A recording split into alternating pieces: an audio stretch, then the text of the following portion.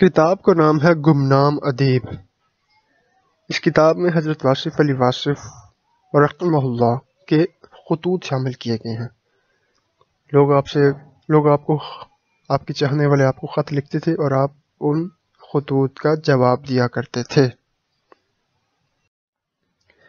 ایک خط کے ذریعے آپ سے عرض کی گئی کہ قبلہ آپ اپنا مسلک تحریر فرمائیں۔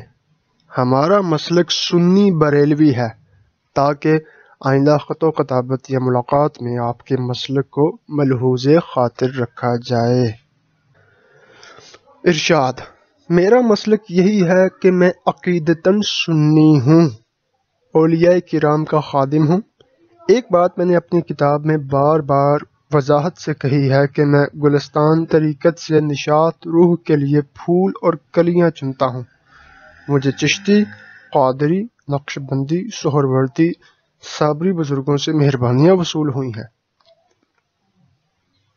اعلیٰ حضرت کا بہت ہی پیارا شعر ہے کہ واسطہ پیارے کا ایسا ہو کہ جو سنی مرے، یوں نہ فرمائے تیرے شاہد کہ وہ فاجر گیا۔ شاہد سے مراد مطلب علماء دین، بزرگان دین۔ یوں نہ فرمائے تیرے شاہد کہ وہ فاجر گیا، وہ گناہ گار گیا دنیا سے۔ واسطہ پیارے کا ایسا ہو کہ جو سنی مرے، یوں نہ فرمائے تیرے شاہد کہ وہ فاجر گیا۔ عرش پر دھومے مچی وہ مومن صالح ملا، فرش سے ماتم اٹھے وہ طیب و طاہر گیا۔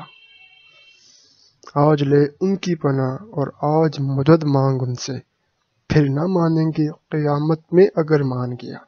انہیں جانا انہیں مانا، نہ رکھا غیر سے کام، للہ الحمد میں دنیا سے مسلمان گیا۔